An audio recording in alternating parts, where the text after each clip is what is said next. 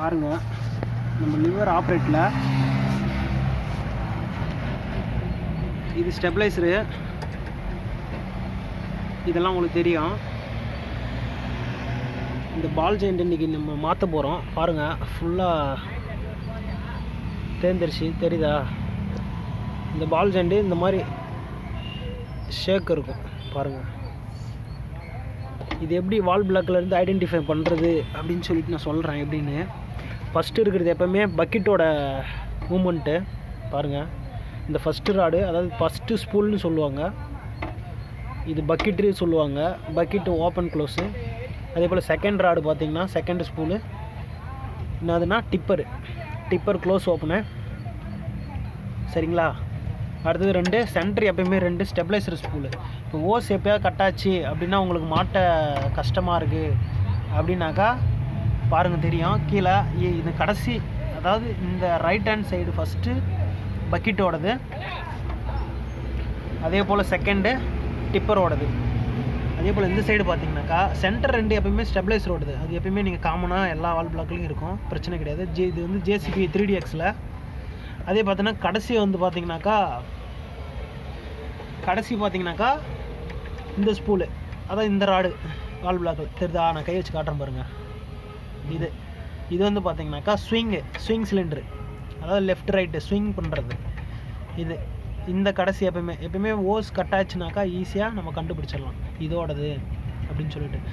இதுலேயும் ஒரு இருக்குது, எப்படி வந்து கீழே பாட்டம் ஓஸா டாப் ஓஸா, அதாவது ஓப்பன் ஆயில் வந்து இப்போ எப்படி சொல்லணுனாக்கா லெஃப்ட் சைடு ஸ்விங் பண்ணுறதா இல்லை ரைட் சைடு ஸ்விங் பண்ணுறதா. ஸோ ஸ்விங் சிலிண்டருக்கு வந்து மாற்றி கிராஸ் டைப்பில் கொடுக்கணும், அது சிம்பிள் தான். ஸோ பூம் அப்படின்னு பார்த்தீங்கன்னாக்கா எப்படி பூமை க்ளோஸ் பண்ணுறோம், பூமை எப்படி அவுட் பண்ணுறோம் அப்படிங்கிற ஓஸுங்கிறது நமக்கு கன்ஃபார்மாக தெரியணும். அது செகண்ட் ஸ்பூலு, அதாவது இது வருங்க, இது வந்து பூமு, சரிங்களா? இந்த ஸ்பூலு. அதுக்கு நேராக கீழே இருக்க ஓஸ் வந்து டாப்பில் இருக்கிறது எப்பயுமே ஓப்பன் பண்ணணும், பாட்டமில் இருக்கிறது வந்து க்ளோஸ் பண்ணுறது, சரிங்களா? அது வந்து ஞாபகம் வச்சுக்கிங்க.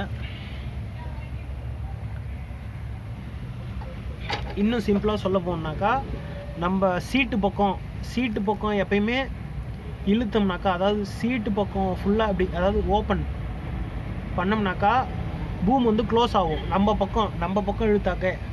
அதே போல் பேக் சைடு, அதே போல் கேரியர் பக்கம் அந்த எல்லா லிவரும் தள்ளினோம்னாவே ஓப்பன் ஆகும். ஸோ அது சிம்பிள் ஐடியா, நல்லா தெரிஞ்சுக்கிங்க. இந்த JCB ஆப்ரேட்டிங் வந்து கற்றுக்கிறது சிம்பிள் கிடையாது.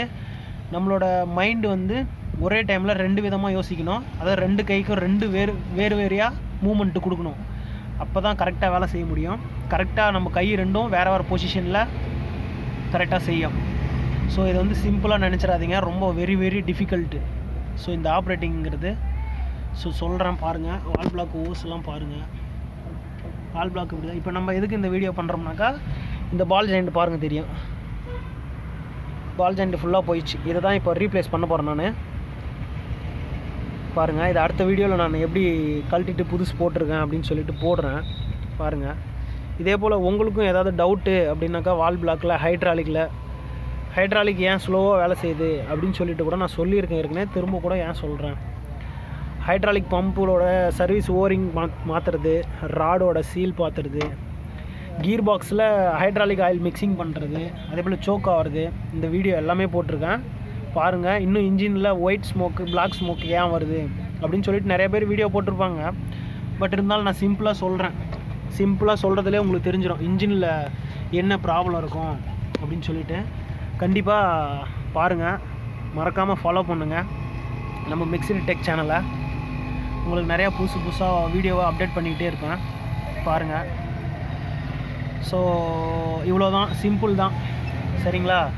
இன்னும் உங்களுக்கு தெளிவாக சொல்லணும் அப்படின்னாக்கா, இந்த ஆப்ரேட்டிங் ஃபுல்லாக, அதாவது ஆப்ரேட்டர் சைடு பக்கம் ராடை ஃபுல்லாக இழுத்தோம்னாக்கா, அதாவது நம்ம பக்கம் இதை பாருங்கள், இதை கழட்டி வச்சுருக்கேன் பாருங்கள். நம்ம பக்கம் இப்படி இழுத்தோம்னாக்கா எல்லாமே க்ளோஸ் ஆகும், அந்த பக்கம் தள்ளணும்னாக்கா எல்லாமே ஓப்பன் ஆகும். ஸோ அதை கன்ஃபார்ம் எல்லாம் தெரிஞ்சுக்கிங்க. 2 கையும் வெவ்வேறு விதமாக ஆப்ரேட் பண்ணால் தான் ஒர்க் பண்ண முடியும். இந்த லிங்கில் ஷேக் இருக்குது பாருங்கள், தெரியுதுங்களா? மூமெண்ட்டே இல்லை, ஆனால் லிவர் மட்டும் ஷேக் இருக்குது. ஸோ இதுவும் தான் மாற்ற போகிறேன் பாருங்கள். இன்னும் அடுத்தடுத்து நிறையா வீடியோ கண்டிப்பாக வரும் உங்களுக்காக, பார்த்து தெரிஞ்சுக்கிங்க. முழுக்க முழுக்க உங்களுக்காக தான்.